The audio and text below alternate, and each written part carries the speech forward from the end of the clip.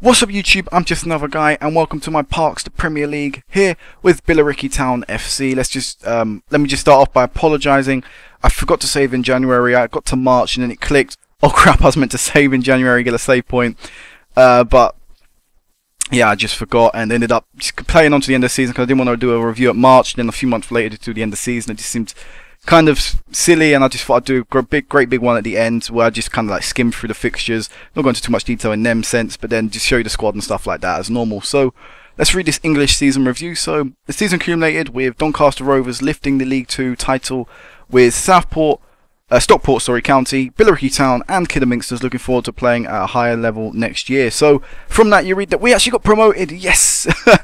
That obviously would have been better if I'd done it live when I found out, but yeah. We actually got promoted from League 2 in now our 7th season, so yeah, we're making headway now. We're apparently in the top 3 leagues in England. We're one of the top, what is that, 20, 42, 44, I'm absolutely, what am I, 68, one of the top 68 teams in the league right now. We will be going into next season's division, so yeah, I think it's a great accomplishment now. We've now got 3 promotions. Obviously here, City won the Premier League, Reading, Huddersfield and West Ham going down. Derby won the Championship, with Southampton and Villa going up with them, as long as Brighton, Scunthorpe and Stevenage going down. Blackpool won League 1, Hartlepool and Sheffield United going up with them. Bournemouth, Northampton, Torquay and MK Dons coming down. Replacing them will be of course me, Stockport, Doncaster and Kidderminster. So next season we'll be looking forward to playing teams like Brighton, Scunthorpe and Stevenage. So definitely a big season next year for us. Also, things to point out is that Mick Miller got highest average rating, so it's a great achievement for him, even though he only made 26 appearances this season. Still, to be noticed like that in the league is quite a big achievement for him, and a big achievement for a club, because he's basically one of our youth products, because I signed him at the end of the first season when he was 16 or 15. So now to see him getting that is an absolute great achievement for him. But anyway, let's look at the league. So of course we finished 3rd. Because we were the 3rd team in that list there, and oh well, what am I doing?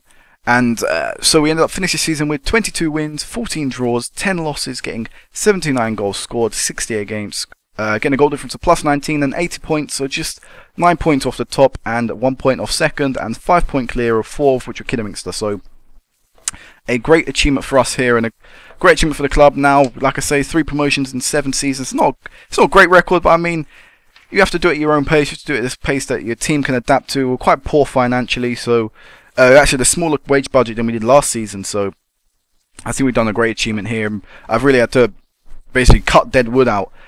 So past positions, as you see, I've already got it highlighted. Our past positions show that we were always at the top. We were always in contention.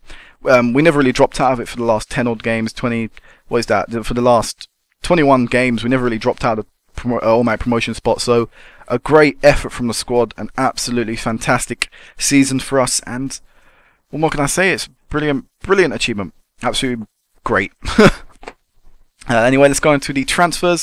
So we've got a lot of transfers, a couple of key ones though I'll go on to. So Dino Houlihan went on a free transfer, so the 110k I spent on him I couldn't recuperate. In the end he went, as his contract expired. Wesley Atkinson, of course, you know about last time. Craig Stone, I couldn't recuperate any. I could only recuperate 6k out of the 325k we spent on him. That was 2 really poor signings there, and I probably will regret that for years to come. That was really bad. Transfers from me. Anyway, so Bastien Henry, we ended up selling him for 8k as well. So that was again a nice little profit to make up there, considering we only signed him last season in November or something like that, I think. Connor Cable and George King both went to Halifax for a combined total of 17k.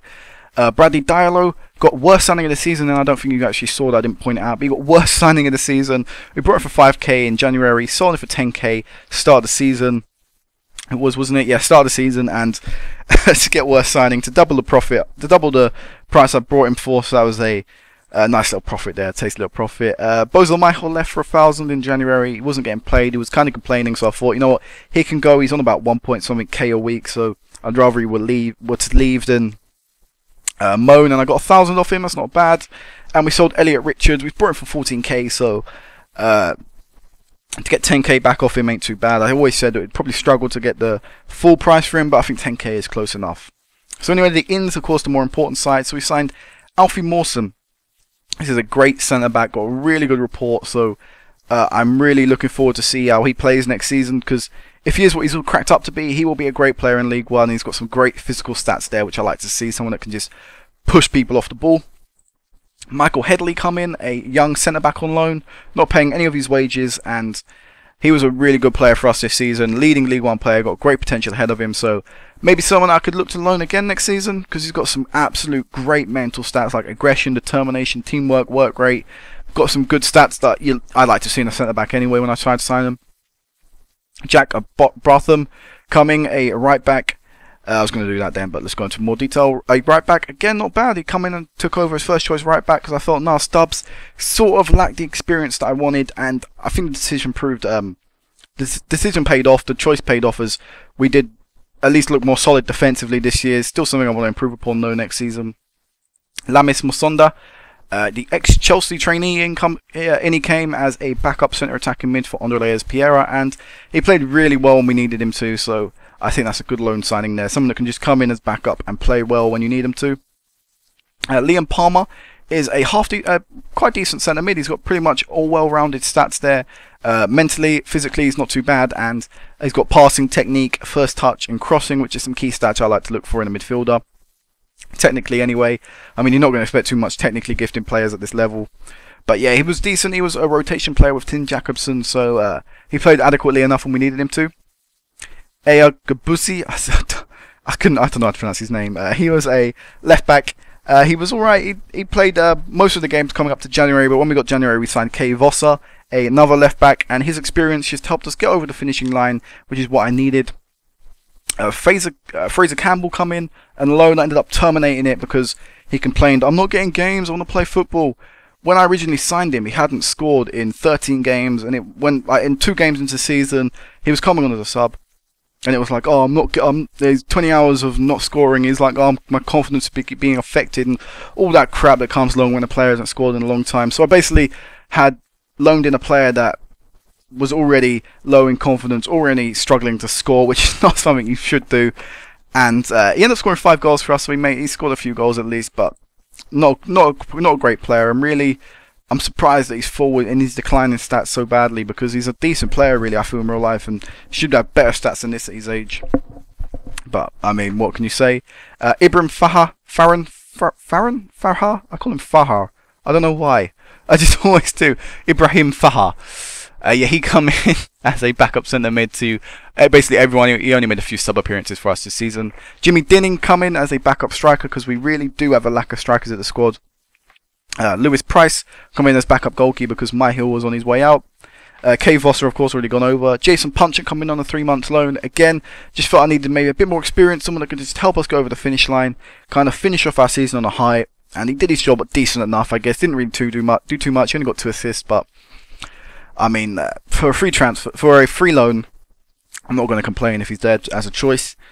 Baron Lawrence, he come in centre mid, and he's a great player. He's got again great future ahead of him, just like Michael Henley. And I'm definitely looking forward to seeing how he develops next season. Definitely looking to see if I can maybe get him again next season, because he was a great player for us and played really well. And last one is Rakish Binningham. Again, like I said, lack of strikers, so we just come in for that. Someone I forgot to show you as well is Mark Howard. I wasn't happy with Bozo Myhill at the start of the season. I felt I'd invested in something that clearly wasn't worth paying off and stuff, so ended up looking for a lone goalkeeper, or at least another free goalkeeper I could get. Mark Howard was there. Apparently he's a League One goalkeeper, and he was an absolute blinding keeper for us this year. And if you go to his history, average rating is 7.1. He's the first goalkeeper since I joined Billericay to be the first choice goalkeeper to play about 40 games and get over a 7 rating. So he was definitely a great goalkeeper this year for us. So those are the signings. Those are some good signings there. Some maybe signings that aren't really expected to play much, aren't too great, but just need to make up numbers sometimes. And when you do, just look for them cheap players that will play on the cheap, like Rakish being that's a poor example because I spent 5k on him, but people like Jamie Ding, who only on £275 a week. That's not a lot at all in comparison to other players. So yeah, let's go into the fixtures now. I'll quickly just skim through some fixtures here. So a couple of key fixtures is we beat Stevenage in the Championship in the first round of the Capital One Cup, beating them on penalties. They missed 2, we missed 1, so we ended up going through. So that was great. Andreas Pereira scoring a goal as well. Another key fixture I'd like to point out is the Burnley game. Despite we lost 5-1, I think that doesn't reflect because we were 1-0 up in the 50th minute. They equalised the 70th minute, went into extra time. Then the floodgate opened. We hit tiredness, of course, start of the season. Everyone's not fully fit anyway. And we just hit real tiredness problems. They ended up running rings around up. They scored 4 goals in that 20-minute spell. We got a Diallo sent off, as you can see on the bottom right. So a disappointing spell there. That was really poor, but I still say we played really well, despite the scoreline, despite all of that. Then 3 games here, and you're scoring in every game, and you're scoring 5 goals in 3 games. A nice little run. As you see, we go quite a long time without losing a game in all competitions.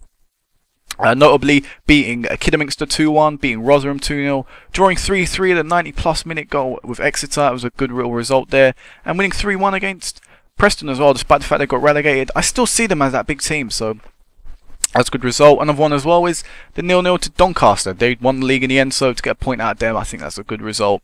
Looking back upon it, where else should we go? Then we went 3 games without a win. That was disappointing because of our great run of form. We dropped down, of course, a little bit because of that, but we bounced back, beating Tamworth 4-1 and beating Aldershot in the FA Cup 3-1. So Adam Noble playing an absolute fantastic game, scoring 3 goals, getting us through to the FA Cup second round. Then again, we went 2 games without a win. Will Brister and Adam Noble's goals could only muster up a draw, and we lost 2-1 to Leyton Orient. But then we bounced back again 3 games, this time without a loss, winning 2-1 against Yeovil, 1-0 against Fleetwood, and drawing 2-2 against Stockport in the end. So again, that's not a bad result, scoring a 90-plus 4th minute, so we had a draw against a tough opposition there. Then went on a poor run. I'm not happy with this run because we lost to Chester. No offence to Chester, but they're not a great team. So to lose to them and to be out of the FA Cup because of them, I wasn't happy with that. We lost to Swindon on penalties as well. Again, I'm not happy with that. Not for the fact that we didn't go through, but the fact we lost on penalties. I mean, if we can beat Stevenage away from home at penalties, why can't we beat Swindon away from home on penalties? But I guess it's just a penalty shootout. Anything can happen, really.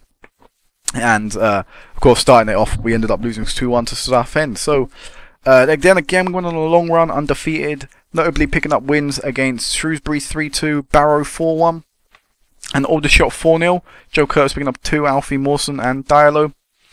But then we lost to Doncaster, top of the table. That's disappointing to lose to anyone, isn't it? But you have to say retrospectively that they were a top team. They did play very well in the league. So I mean, I was half expecting a loss when we would go in there, and ended up coming. Then again, another little run where we went unbeaten, notably winning 2-0, 2-1 and 3-1 against Burton, Exeter and Preston respectively. Will Brister picking up 3 goals in them 3 games as well. Then we lost to Rotherham 1-0, again another disappointing loss. I don't particularly like losing games, especially when I'm trying to win leagues and things, so every time we lost, every time we maybe drew games against smaller oppositions, it was always a setback in my eyes. Then we do 2-2 to Kidderminster. That's not a bad result. Again, I just said then, dropping points is always bad, but Kidderminster were around us at the time, so to me, that we didn't lose any points, we didn't gain any points, at least that was the best consolation I could hope for. And then we won 2 games in a row, beating Port Vale and Tranmere. What else? Then we go 2 games again without a win. Adam Noble getting us a draw against Tamworth and losing 3-1 to Walsall. I say Swindon. Losing 3-1 to Walsall. Will Brister getting an 80th minute goal as a consolation. Then won 1-0 in between a little bad run that we have here.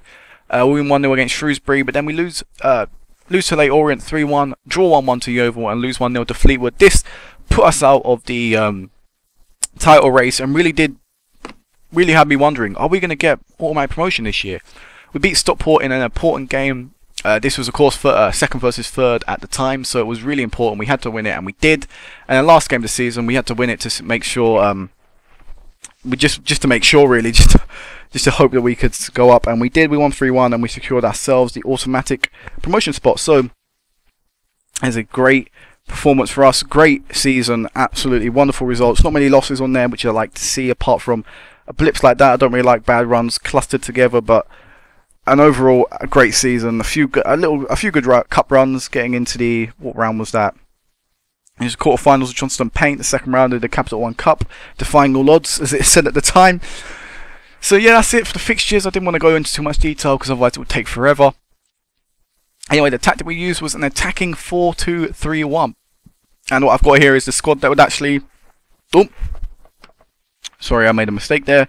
The squad that was probably most likely to play in them positions. Where's my left back? What would be the left back most likely to play? I'm based this off basically like average performances and like highest performers and things like that. Basically, this would be the team that most likely started the season. Would probably be the first names on the team sheet. So it would have been Howard in goal, Henley right back. Even though he did play centre back for us, just our right backs didn't really play too well this season. Stubbs did, still plays all right, but he played a lot more games, more Henley, and I think he deserved to go in there. Mawson, Mella, and I can't bother to pronounce that guy's name. Curtis and Palmer would have swapped places. Palmer would have been a ball-winning midfielder, and Curtis the advanced player maker. Will Brister played right attacking mid for us again, which is why I said we needed backup on the striker, because he was our first choice right attacking mid most season, Brister. So good to see that he's getting first team games along with Mick Miller, the two. What I'm going to call is the prodigies. Well, I can't even say the word, but yeah, I think you know the word. The whatever.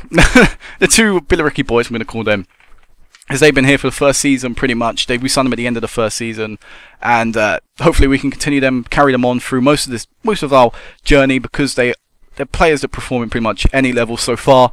Let's see how they adapt to League One before I go on to say that.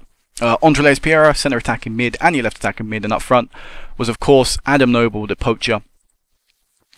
Anyway, let's look and see, of course, the statistics. I like statistics. I like to see the average performances, the goals, the assists. Where did they come from? Where, like, things like that. I like to see that myself.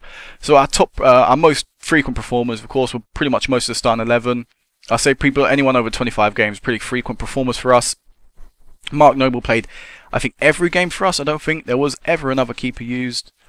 Jez McCauley was on loan. That's why he's there. No other keeper was ever used, so Mark Howard played every game of the season, pretty much with Adam Noble as well, Joe Curtis.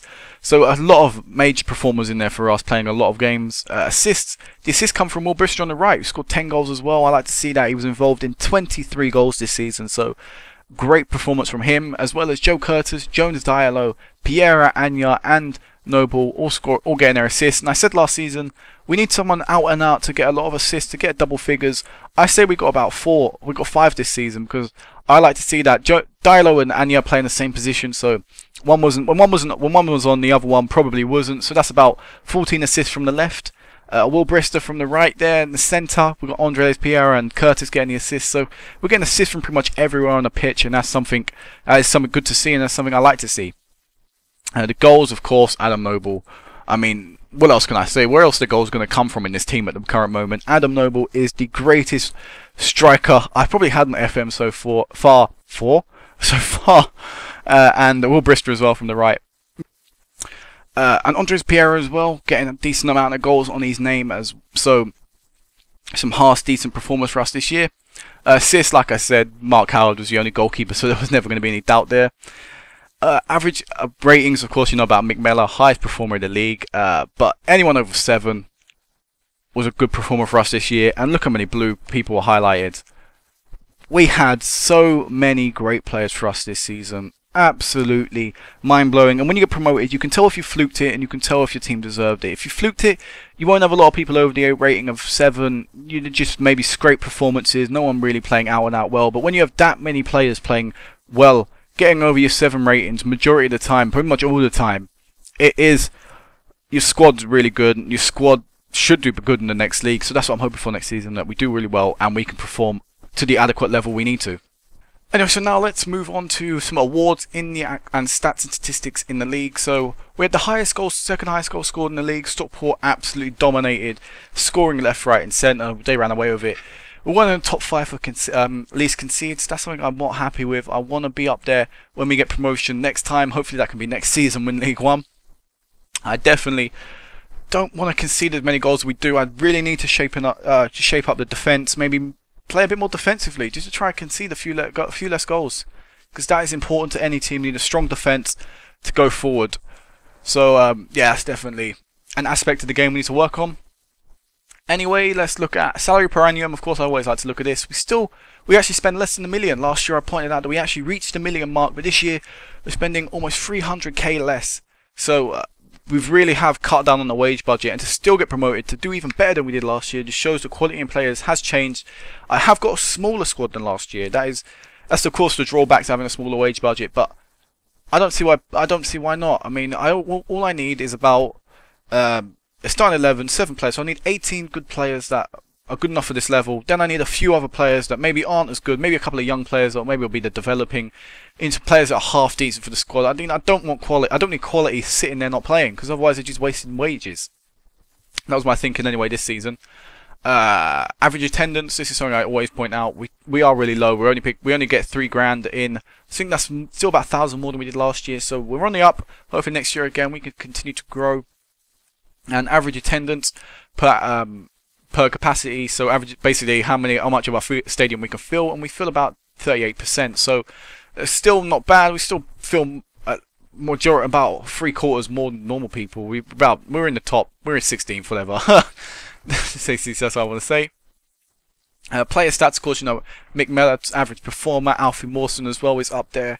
Adam Noble, one of the top goal scorers, 10 behind first, but 21 goals is a real great achievement for any player, no matter what level they're at. If they can get 21 goals, they are one of your key players, and you definitely need to consider not selling them.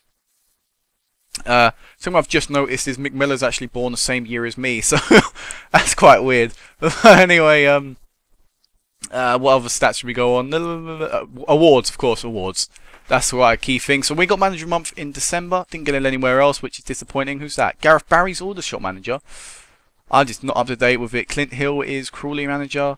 Who's that? Kem is it? I know about that as Doncaster. Goal of the Month. We actually got second there. I'm not going to show you that goal though, because the second is probably not too great. Goal of the season, of course, we're not going to get anywhere on there because we didn't win it at all. New Manager Month already. Manager of the Year, is it? Got it. That was disappointing. I would have liked to have got it. I think I did better than him because he has such a big wage bill. He's such a big squad as it is. Such a great team with great facilities and stuff. I work with pretty much nothing and get them promoted, but I mean, what can you do? Decision's been made. Decision's been done. You just accept it. Didn't get any Player of the Month, so that's quite surprising. Team of the Year, we got Alfie Mawson in that and Mark Howard in that. So like I say, great goalkeeping and defensive. Shame that we still can see quite a few goals. Definitely to strengthen up. Maybe the fullback areas need a bit of strengthening. I'm not too sure yet. Top goal scorers, of course, you already know about that. We're not in that. And Young Player of the Month, do we get any in that? We actually got Michael Henley and Adam Noble in that. And Adam Noble got second that same month as well. So we're getting some few players are getting noticed. I've got noticed in December as well. So it's definitely a big year next year. Definitely need to look forward, push on. Financially, we're poor. I can't do anything about that. We're still repaying loans, as you can see there. New owner last year got our new loan, which I already mentioned. I think I did anyway. If not, I mentioned it again. And we're paying out about 24k, 24.6k a month. That's not helping us financially. We've made a profit this season of 17k, which, yeah, that's not great. And our sponsors, I've still got a long time to run on them, so hopefully. Because really I like short-term sponsorship deals because we're a growing squad, which means we could be getting more sponsorship money than we are right now. And yeah, we definitely these still need to run out. We need to get some new sponsorship deals in, which will give us some more money. Hopefully the squad fan base can improve, the fan base can grow, and we can continue to get more thing. We're getting £609 a month. That is because of clauses in contract in transfers, which one is it? Marco Ranieri will owe £609 a month for the next 7 months, so at least that's some money flow coming in. Who else? What's going on? Will Bristol, we rejected that offer. Joseph Lockett is going to AFC Hornchurch. Alright, I'm sorry about that, my FM crash, so annoying. But yeah, so not too much has changed from our perspective. Mick Miller's still our captain. Vice captain is Will Bristol. We were expected to finish 21st. We're in a lot of debt, which of course you know about. Mick Meller is now an icon at the squad. Ethan Mannion is a favourite personnel, still playing football. It's nice to see. Facility-wise, we have limited youth recruitment, basic junior coaching, basic youth recruitment, youth facilities, fairly basic training, average corporate, and a poor pitch condition, and very poor everything.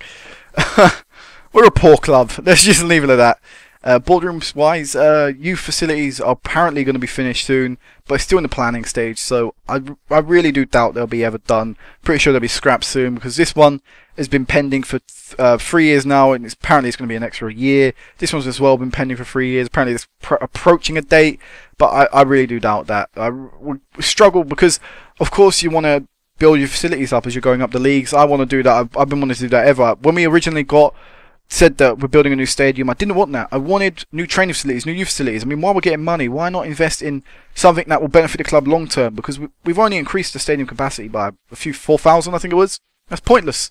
We're going to have to build a new stadium if we go up high enough. If we get into Championship, we should probably build a new stadium again. So, it's not my choice, and it's the predicament we've put in. It just makes this challenge more of a challenge, really, than anything.